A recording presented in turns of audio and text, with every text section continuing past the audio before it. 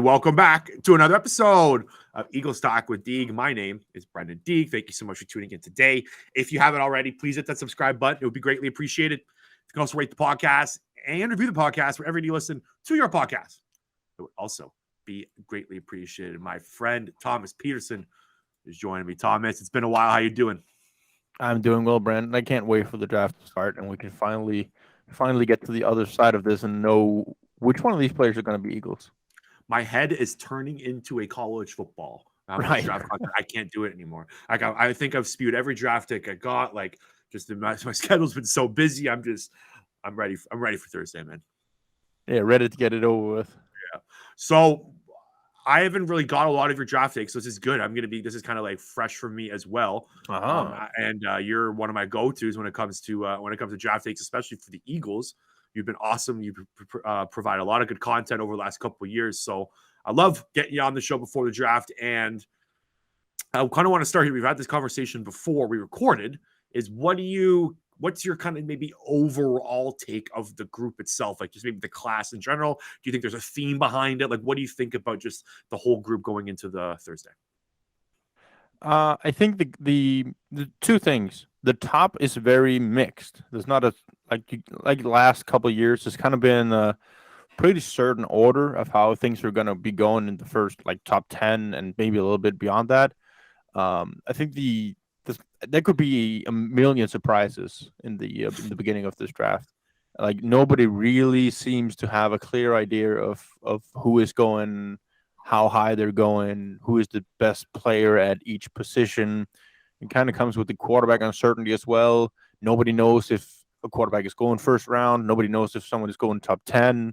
It's all over the place with those premier positions. The offensive tackles are kind of all over the place. Cornerbacks are somewhat over the place. So I think the top is very random, but I also think the top is very slim. There is maybe a few handful of players who are high level, borderline elite talents. Not that many elite talents, but high end players. And then there's a gap, and there's a ton of really good players. So for me, like the top 10 maybe is pretty good. Then there's a big gap of players I wouldn't really want to touch until pick 25, and then there's going to be like the second round, and the second round grade should just be massive. So there's a ton of value to get to at that point, and I think when we get to Friday going into the second round, I think we're going to be talking about, this guy we can move up for, this guy we can move up for, because there's going to be a lot of guys there that you want to go get. Who would you take first overall? Like if you were Trent Baalke and the Jaguars, what are you doing? I think I would take Evan Neal, just simply because I think he's the best. He's the best player at a premier position in this draft, in my opinion. I think if you were to make a wager on who would have the longest career and maybe most productive career in the draft, I think it's Evan Neal. Yeah, and he's a physical freak. He plays with good technique. He's played against the top competition. He's an Alabama player. He dominated with Landon Dickerson. He looks really good. He's a fundamentally sound player. His ceiling is through the roof, and his floor is super high. I think Ekwonu has a higher ceiling. I actually think I would take Ekwonu first overall. I think would be my first overall pick from Jacksonville. You know, it's funny right now, Thomas. I know you're not the biggest gambling man, like a degenerate like me, but if you look at the sports books right now, Evan Neal and Ekwonu are both plus like in the 1200s to plus 1400 range to go first overall. Like and I keep going back to it. I just keep thinking, like, why would you? I think Aiden Hutchinson would be the most underwhelming first overall pick in a very long time if they take him. And I think if you draft Trayvon Walker first overall, you're mad. You're insane. So I agree. I think I would take one of the two tackles.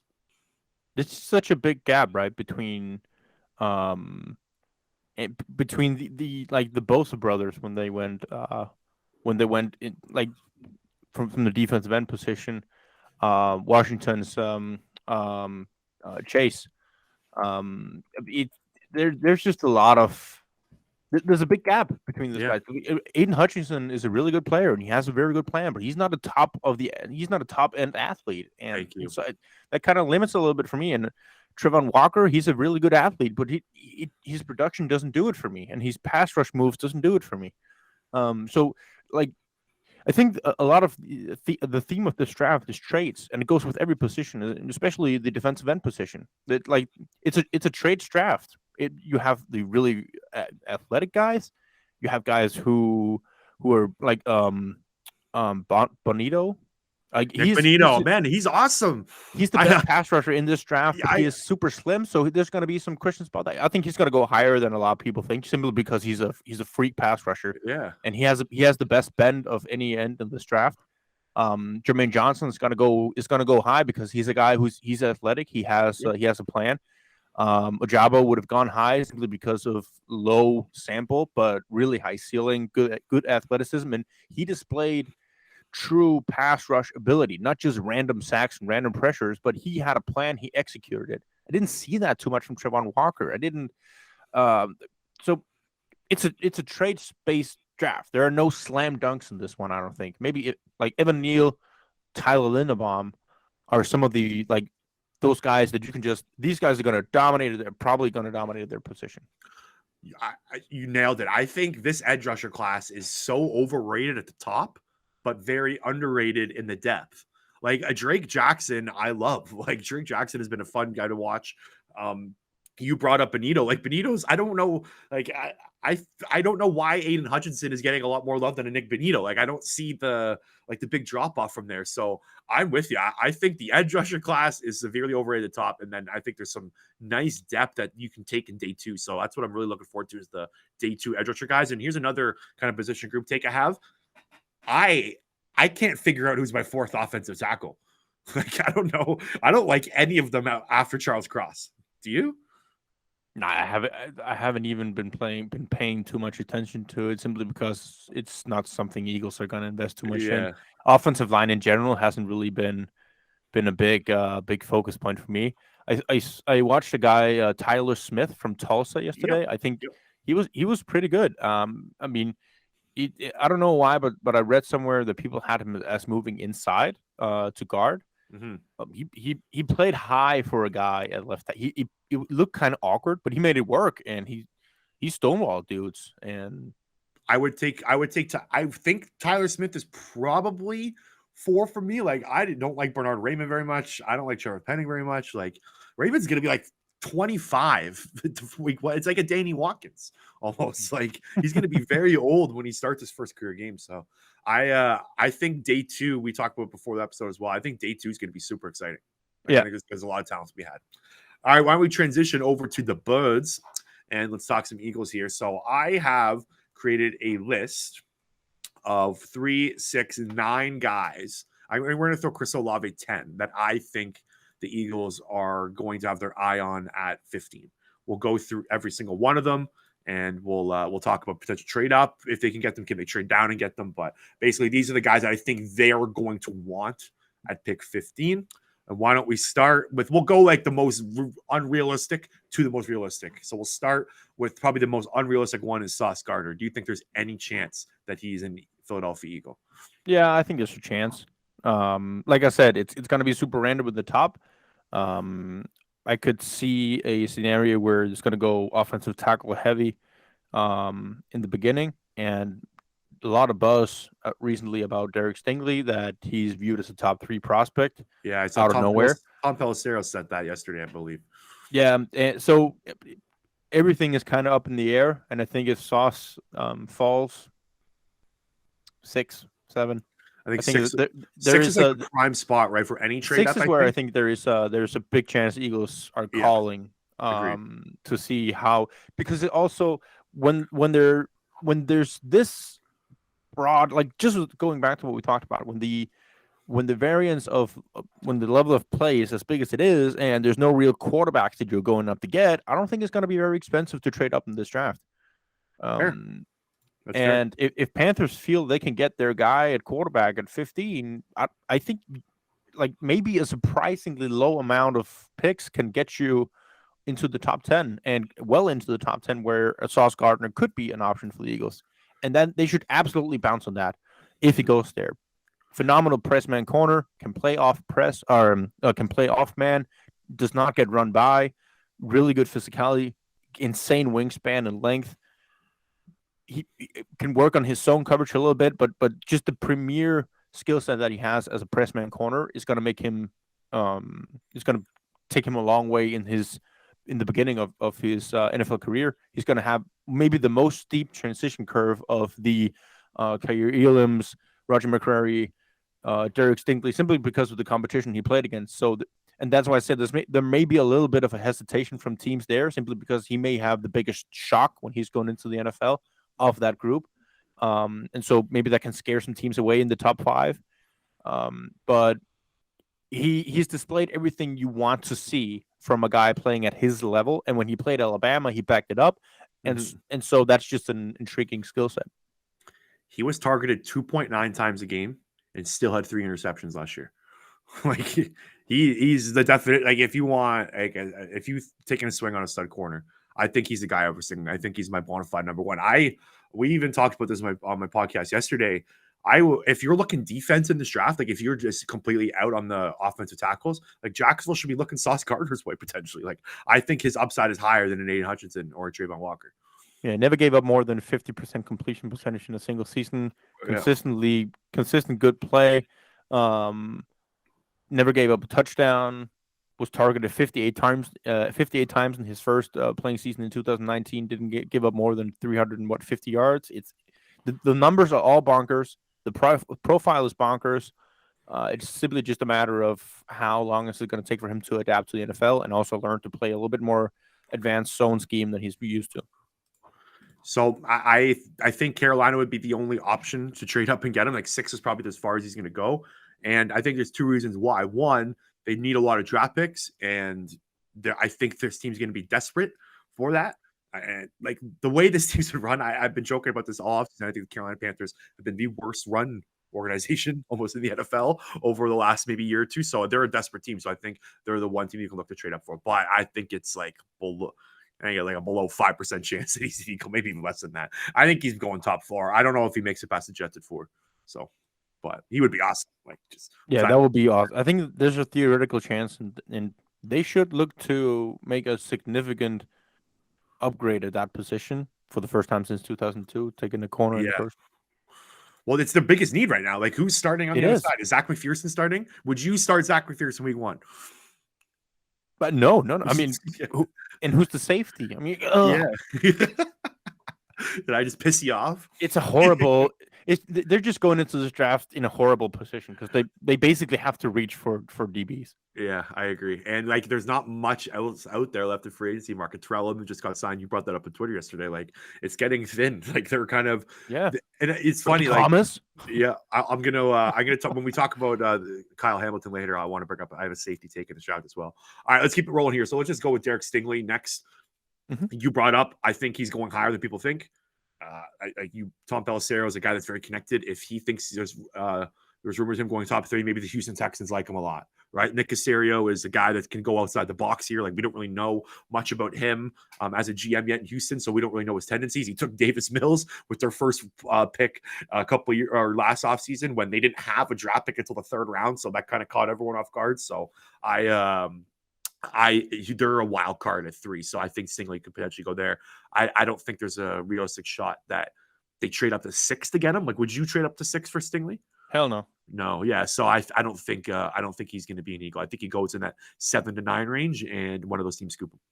Yeah, he's not a guy I would trade up for.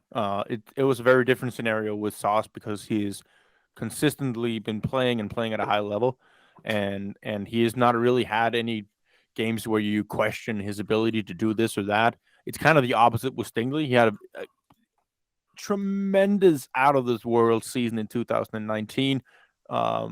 Of course, Devontae Smith beat the heck out of him, but I mean, that's just more of a testament to how good Devontae Smith is rather than it's a knock on Stingley.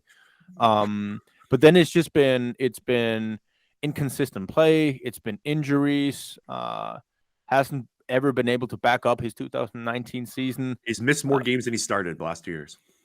Exactly. And so 2 years of basically not really playing too much. And when he did play, like I said, it didn't back up the tape from 19.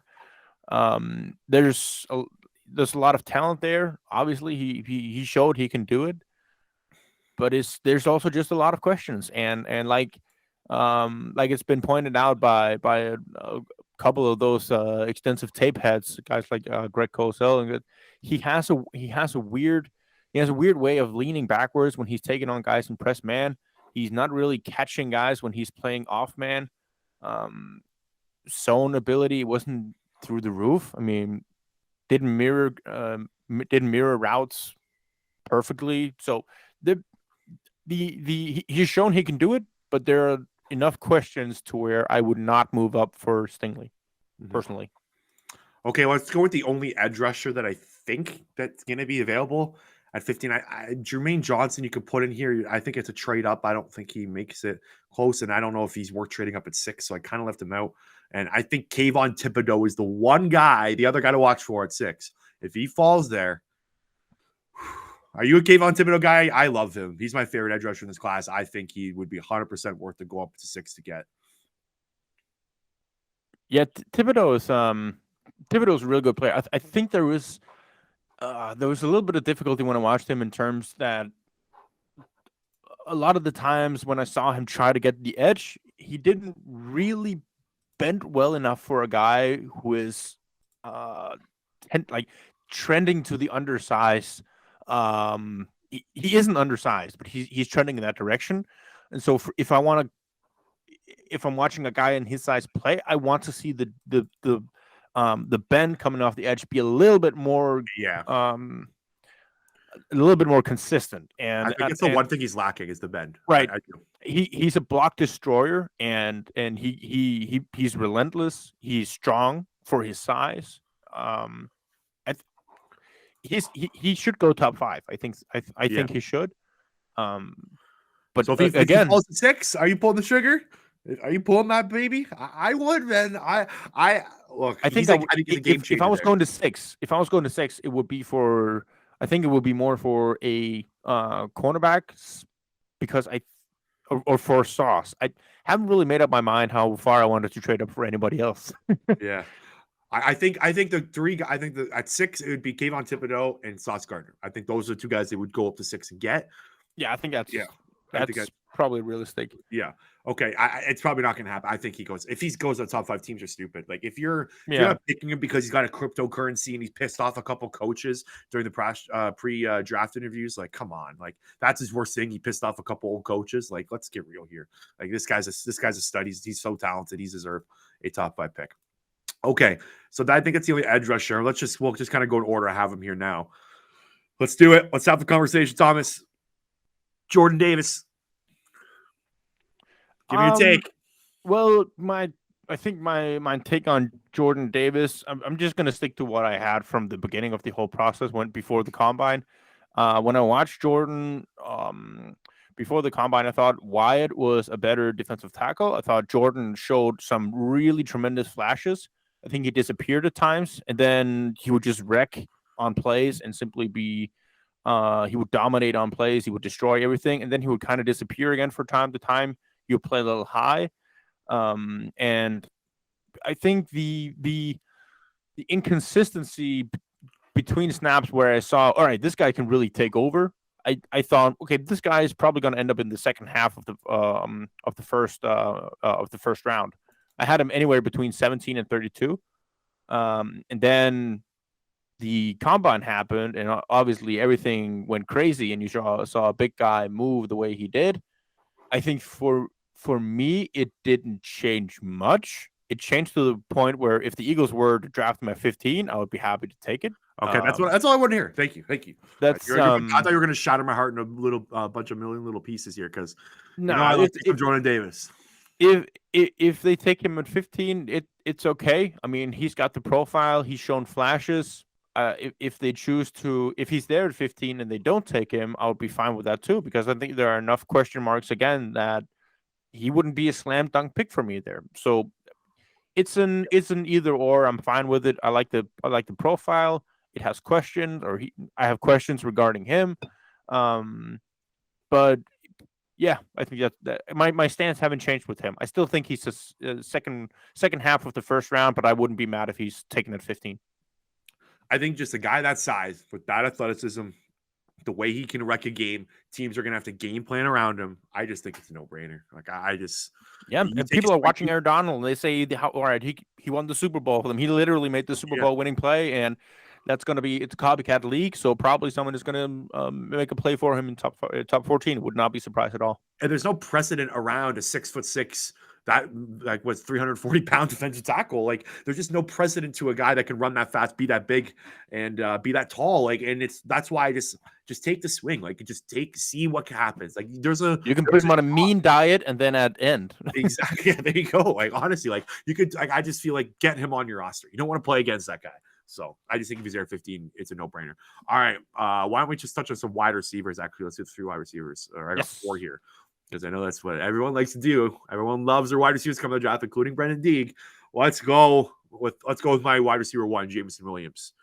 Where do you have him ranked? Have you done a rankings of wide receivers? Do you know who you like from 1 to maybe 6? You and I texted about this. I didn't do any official rank. I think you and I was just talking about it, and I think you gave me Jameson Williams and Garrett Wilson. Like, I think you had 1, 2 like me, correct? Yeah. So I think Jameson Williams is far and away the most dynamic player. He's the one guy who will score from any position. His amount of 20+ yard catches and 20+ touchdown catches is out of this world. He's an Alabama receiver. I love Alabama receivers. John Mechie and Jameson Williams and everyone who's been going before them, Rocks, Devontae, Judy, they're just coaching up receivers there to be successful NFL talents. And then when you combine that with his mean speed, and he's sneaky good route running. He's a better route runner than I thought when I was reading up on what everybody else was saying about him. Then I watched the tape. Like, he's actually got some shake and bake to him. He's got some Jalen Waddle type sudden movement in his routes, not to the same extent, but he can get low and then accelerate afterwards. He's a taller Deshaun Jackson. I love that comparison, but I think he's more than just that. So definitely, if you told me he's the wide receiver 1 of this draft, I would not make a single counter argument. I think the only guy I would probably put somewhere in the similar range would be Garrett Wilson, simply because I think he's the best route runner in the class. And if for me the one trait that projects the best to the next level, we see a ton of guys who are physically dominating college players, and then when they get to the NFL, they just can't make it work. We saw it, like JJ Arcega-Whiteside is a prime example for Eagles fans. Then you see guys who make that work, and the Mike Evans, the Mike Williams, the T. Higgins of the world, who aren't really good route runners. They don't separate. They don't have that second gear of speed. I mean, I can't say they're bad route runners, but that's just not how they win. And then you have the Devontae Smiths of the world, the Jerry Judys of the world. And I think Garrett Wilson sort of fits into that mold of guys who just win against press with footwork and nuance to what angle to take before you cut on your route. So he set himself up in a position to win. I think that is what translates the best to the NFL in terms of making it. 100% agree. Jameson Williams, 4 touchdowns of 70+ yards last year for Alabama. That was an Alabama's record. 10 of the 11 Alabama's longest plays of the season, Williams had 10 of them. So a guy's just like off the charts explosive. He can beat you home run deep. And I also agree. I think he can kind of do it all. Like, he's not just a home run hitter. He's got the route running. I think he's bona fide number 1. I know I like Garrett Wilson a lot, but I do think like Williams is just number 1 for me. Like, just he's the guy. If the Eagles want to go get a receiver, I think it's completely fine taking him. And I don't think there's like the issue with the Z. Like, is Devonta Smith is probably best playing Z receiver, right, on the offense. They do kind of switch him around a lot, but I don't think there's a problem with putting Williams at X. Like I don't think Jameson is going to be pushed, like going to get press coverage too much or like be pushed around. Like, I think he's kind of got the speed. He's got the ability to get around that. So I don't buy he's similar to Devonta Smith. Like, put them both on the same field and sign me up. Also, I wouldn't give a shit if he's the same guy as Devontae Smith, because then you just have 2 really good players. There you go. Like, thank you. Throw the whole thing out the window of they need to complement each other in terms of size and everything. If I can have 4 Devontae Smiths on my team, I'll do it. I mean, I would love to have it. Exactly. Then I know that there would always be someone open. You don't need to make your wide receiver room like a basketball team. Like you don't need to pick a center and a power forward and shooting guard. Like just get good players. Like I agree. I think that argument's ridiculous. Okay, so Garrett Wilson, we kind of already talked about, so we can kind of skip him. What do you think the availability of those two guys are? I unfortunately think they're probably gone by 15. Yeah, I think both are gone. Yeah, so I don't realistically think those two are going to be picks, unfortunately. But if one of them does fall, then yeah, you run to the board and take them. I think the only way Jameson Williams would be available if there's some kind of red flag in his recovery from the ACL. Yeah, fair enough. Okay, let's have this conversation. Let's have the Drake London talk. Give me your take. I don't like it. I don't. I'm not the one. I'm not going to be the one because I hate it when I see a USC receiver who is winning with physicality. I don't like it. Yeah, I do not like that transition. So you're not a Drake London guy. It's on the record. Thank you. I think he's not. I don't think he's JJ Arcega-Whiteside. I want to be on the record. I don't think he's that either. Yeah, like I don't think he's going to be a complete and utter bust.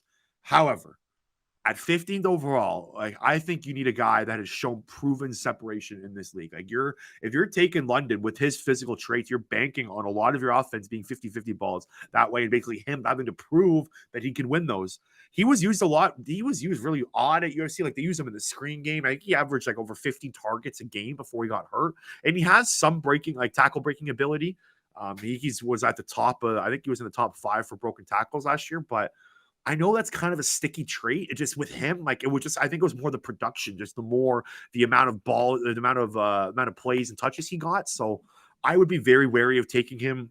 I have him as my wide receiver 6. I'm not big on the guy, but I don't know. Do you think Howie likes him? What do you think the Eagles think of him? Because if they took Arcega-Whiteside, they must like or want some sort of that prototype on wide receiver. Maybe I really hope not. I really hope they learned from their horrendous mistakes of wide receiver drafting and look more towards the Devontae Smith type and say, okay, that worked. Because Jalen Reagor was a physicality trait. I mean, small school with the right physical profile, and it didn't work. JJ Arcega-Whiteside, smaller school, right physical profile, one with physicality, that didn't work. I think I hope they would be very wary of drafting him. I really don't think they're going to do it. I really don't hope they're going to do it. I hope he goes to some other team, has a really successful career, becomes a Brandon Marshall, and everything is fine again with him. I don't want to see it in Philly. I don't. I agree. Like you said, there are so many other guys in this draft that I would rather have George Pickens. I would rather have Sky Moore. I would rather have Treylon Burks, Chris Olave, Garrett Wilson, Jameson Williams. Much rather than trying to take a swing on Drake London. I think the Eagles Twitter would explode if they take Drake London. Like I think a lot of us have the same take. I don't know. I don't really understand the love. Like I was pumped going into watching him because he's got a good profile. He's young. He's only going to be 21 years old when the week 1 hits. He produced a 1,000-yard receiver as a junior. Like I like that kind of stuff with receivers. Like he's got the profile. It just the tape isn't there. Like the separation thing is real, and I don't understand why people can't agree on that. Okay. I think Bo said it so well to you. Like there are so many knowledgeable guys who just talk highly of him. I turn on the tape. I am by no means an expert, and I just do not see it. I don't see it. Exactly. Trust your eyes too, right? Like trust your gut, trust your eyeballs. That's what this whole business is about. Okay, let's finish off with we got 2 more wide receivers. You want to talk Chris Olave? I don't really have a Chris Olave take out there, so I kind of want to get it on record.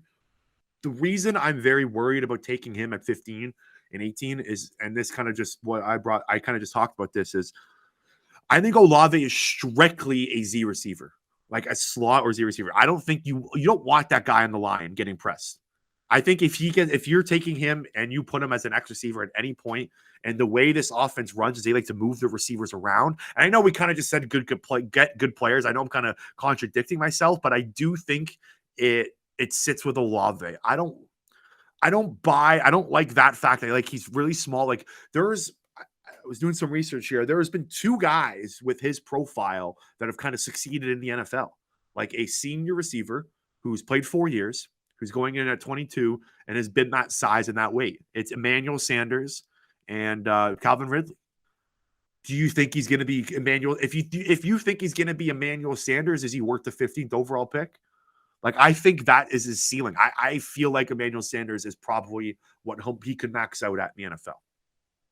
Yeah, I think there's more Calvin Ridley to him, I'd say, than Emanuel Sanders. What I like about Olave is that he's also got that that check mark in the route running department for me. I think he's a good route runner, and he has a second gear. I think he can separate at all three levels of the defense, and his ability to be a threat downfield while also possessing that intermediate game. Despite his weight and all that, I think Devontae Smith cleared that whole worry for me. I don't really care too much about his size. He produced at a very high level in all 3 years while splitting with likes of Garrett Wilson. He's got good hands. I'm hearing someone's high on him. No, he's one of those guys where I wouldn't be mad if they took him at 18. 18, the 15. I think pick 15 is what I'm talking about here. Like, I wouldn't take him with the 15th overall pick. 18, if you go, I just know there are going to be other players around 15 area or in the area where you have an opportunity to trade up, and also I think for me it would be probably more enticing of trading back from 15 than taking Olave. But again, it's one of those guys I wouldn't be too mad about it because I think he's going to be a good player. I think he's going to be a significant contributor from the get-go. But he's not one of those guys that I'm the most high on of the wide receiver group. I think at 15, like, you want to try to get like a superstar player. I don't see the superstar. I don't see superstar potential with Chris Olave. I see really high floor. Yeah, that makes sense. Yeah. But the ceiling is kind of a question mark for me. And I just don't see it with Sirianni's like kind of style offense. And again, I know you don't want to draft guys by offense. Like, I feel like for him, like, you're gonna like it's gonna take a certain specific type of offense for him to kind of hit a ceiling. I don't see it in Philly. I'd be wary of taking him at 15. Okay, well, let me talk about my boy Treylon Burks, baby. I don't think the Eagles will take him at 15. I think it's probably more realistic they could take him at 18. But I do think I would take him at 15. I like him that much. I think he would be awesome in a Sirianni style offense. Bo, again, we're going back to, you brought up that episode I did with Bo Wolf. He made a great point about that Sirianni could potentially like Treylon Burks just from, he probably wants a little bit more of that yak style offense this offseason to help Jalen Hurts out. So yeah, that makes a lot of sense. Yeah, and Treylon Burks, I think, so it's 44 of his 62 catches were from 10 yards or less behind from this to the line of scrimmage. So he didn't run a ton of deep routes. So that is a problem, or not a problem, but that is kind of a red flag of him. But I don't care what I see on tape, the profile, the age, the body type. He is everything I want. I love those style receivers. I think I've said this a lot. AJ Brown's like my favorite receiver in the NFL to watch. I think he's so exciting. I think Treylon Burks has a lot of AJ Brown in him. I don't really know about the Debo stuff, but I get this guy on your team. Like, I think he's going to be a hell of a player in the NFL. I think the Debo naturally, because those guys are asking for trades. So you're like the whole argument and those whole why trade for Debo or AJ when you can just draft Treylon Burks, which is kind of a silly argument. Yeah, that's true. But that whole thing kind of starts because, like, we just talked about Drake London. And we just talked about how he's not really that finesse route runner, the second level speed, blah, blah, blah.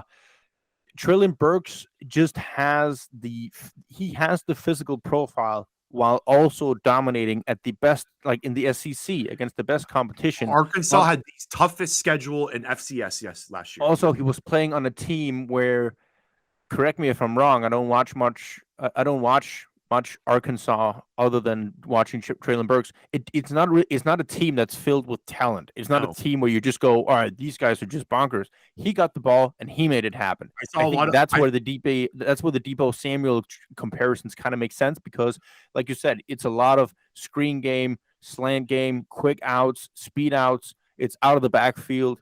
It's get him the ball and then let him work. Yeah, and I think the Eagles could use a receiver exactly like that. Like, and I think Sirianni can use a receiver like that. Exactly. He But can then wield on them top well. of that, He can wield them well. and on top of that, you just add in those extremely insane contested catches he makes, those concentration catches, which you just make back to back to back. I mean, consistently winning those 50-50 balls while also having a skill set that allowed him to succeed in a schemed offense. And so maybe he's not the best route runner. He's an okay route runner. It's not like it's a liability for him, but he's got so many things that can work for him from the get-go while he's working on his route running in the NFL. Yep. Did you find him the most exciting player to watch? Like, I think he was my favorite study so far. Yeah. I've watched most of the top guys, if not all the top guys. He's been my favorite. He's also just making plays where you go, God, yeah. Jesus. That Alabama game, like watch that Arkansas's offense from beginning to end against Alabama. He was an absolute monster against like the best competition. Like this is the guy. Like I can't wait to see him in the NFL. Like I'm having I know I have a man crush on the kid, but man, I would take him at 50, and I would love him in Eagles green. I think he's a guy. What do you think the most likely receiver is at the Eagles? I think they're going receiver first round. I think the way they have this set up, the way the league's going, like I don't think Howie's going to want to trade for a Deebo Samuel, AJ Brown, or pay a lot of money to receiver. It's been just not been his MO. The most expensive receiver he signed is Alshon Jeffrey, right? And look how the kind of the contract extension went out. I think he's going to be wary of trying to pay for a veteran receiver. I believe that one of these 2 first-round picks will be a wide receiver. Yeah, I think so too. Yeah. I have a theory kind of that the Eagles are kind of learning a little bit from their experience with Carson Wentz, because they have been ultra committing to Jalen Hurts. Like every single opportunity they've had to talk about Jalen Hurts and the commitment they've made to him and blah, blah, blah, they're doing it. And even after trading with the Saints, they're not like, of course, the question came up, is it because they want to have future assets in terms of getting a quarterback? It's like, no, it's more because of that 5th-year option, blah, blah, blah. Hurts is our guy. And I think they want to really show that this year. That's also why I don't think there's any chance the Eagles draft a quarterback within the first 3 rounds, simply because they learned from their mistake. We can debate if that's what if it actually was a mistake, but from drafting Hurts and the whole drama that created. And I think they want to show Hurts that we want to give you every chance to be the guy. And I wouldn't be surprised. I'm not saying this is what I want, but I wouldn't be surprised if the Eagles moved up significantly to draft a Jameson Williams, for example, or moved up to draft a Treylon Burks to make life easier for Hurts and to give him to show him, look, we invest heavily in you. Here is every single opportunity for you to be great and be our guy. And if he isn't, then they can still get a quarterback. So I think we want them to go defense heavy. I don't think it's going to happen in the beginning. I think they're going to get a offensive playmaker and then go defense earlier in the in the second round and after. 100% agree. And I do think that the argument that they've already taken a wide receiver in the first round the past 2 years, garbage. Throw it out the window. Who cares? Eat your mistakes. People make mistakes. You can't draft. You can't build your team around past mistakes. You can't do that. If Jameson Williams or a Garrett Wilson fall near the 15 range, go and get him. Just go help your quarterback. 100% agree there. So, okay. Last prospect we got, then we'll get out of here, Thomas. Let's talk Kyle Hamilton. What do you make of him?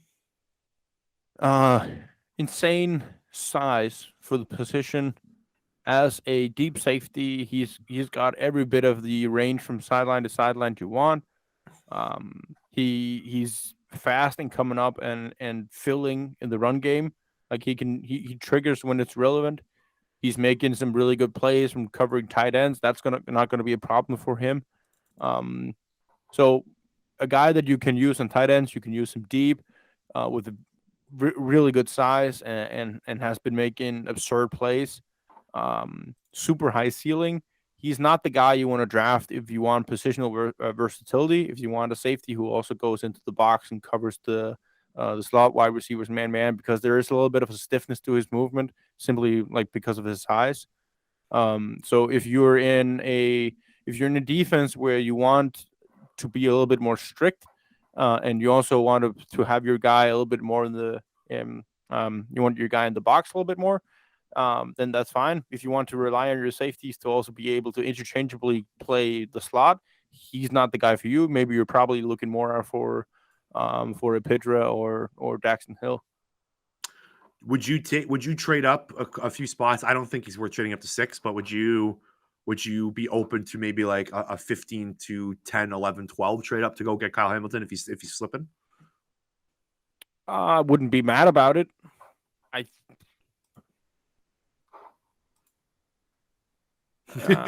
In deep thought now, eh? I just put a because but it's also like because we're in a position where they kind of have to, because they don't really have any. They don't have any talent where you say, oh, that's the guy who's going to take over at safety. Anthony Harris is on a 1-year deal, and then there's nobody else. So I would love to draft. I'd love to get a guy who actually has super high talent and trade up for him. But then again, it's I don't know. I don't know if it's I don't know if it's worth it. I think he's a great player. I think he's got great instincts. Like his instincts are one of the best I've ever seen from a safety come out. Like this guy knows where the ball's going. Like he flips his hips perfectly. Like he's beautiful to watch. He's a beautiful tape study. He's a guy that was so much fun to kind of dive into. I don't look the speed thing. Who cares if he ran bad at the combine? He had a bad day. Screw that. He had a 4.59 pro day. Like everyone needs to chill out on the speed. I think Kyle Hamilton is worth going up a couple picks to go get. Okay, before we get a couple picks up, that's fine. But I mean, like when Dervin James came out, he was he had a similar profile where you go, well, like this guy's going to succeed big time in the NFL. He's a super massive player, and he was picked like 16th overall or something like that. Yeah. So there's just a massive difference, and I think that speaks volumes to the level of the players in the top end of this draft. I don't think Kyle Hamilton should be a top 5 pick, no. But he's one of the best at his position in the draft. Like Linderbaum is one of the best at his position, and Neal, and but they're not superstars. Like that's what I'm saying. Okay. Anyone else you want to talk about? We're gonna do episode on we'll be dropping on Wednesday before the draft, so we'll kind of dive into more sleeper guys and whatnot. But is there anyone else like at the top of the first round you think the Eagles could potentially take? Andrew Booth. Just want to quickly hit on him. One of the more guys with the biggest variance in terms of where people have them. That 100%, that one-handed interception, man. Ooh. I mean, it's bonkers because if you look at all the guys at the Draft Network, like they have a bunch of guys hired there. Some of them like do really good rankings. He's either the second or the best corner for each and every one of them. Interesting. They have him over Stingley, occasionally over Sauce. Bucky Brooks have him over Stingley. And then you have a guy like Daniel Jeremiah who doesn't have him going in the first round. Yeah. It's I think a lot of people have different opinions on him. You're right. A lot of people have different opinions. I think the thing that intrigues me the most about him is that he is a extremely knowledgeable zone player. You have Trent McDuffie, who is the zone god of the corner group. Then you have Andrew Booth closely following. Like he's positioning in like mirroring routes in his zone is off the charts, but also his ability to play off man. And I think that's why he's fit with the Eagles is so great because they play so much off man. They rarely press. They press more towards the end of last season. They play a ton of off man, and Booth did that really, really good and really well. And so I think he is one of the guys who is probably the most likely to end up with the Birds at corner. Interesting. There's a hot take to finish it off. Yeah, and then my linebacker sleeper will be Quay Walker. Yeah, I like a Quay Walker. I think George. It's funny. Like I love Lewis Cine. Lewis Cine and Quay Walker have been awesome. Like I've been watching this Georgia defense. I'm like, there are so many guys here, and those two kind of get lost in the fire. Yeah.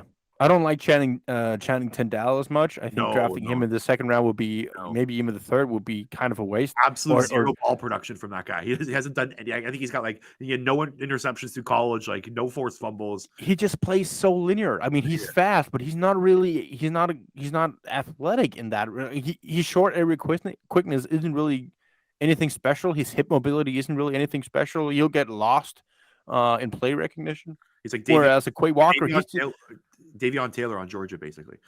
Yeah. Yeah. Basically. I mean, for me, Quay Walker may not even be that far behind a Kobe Dean. Yeah, fair enough.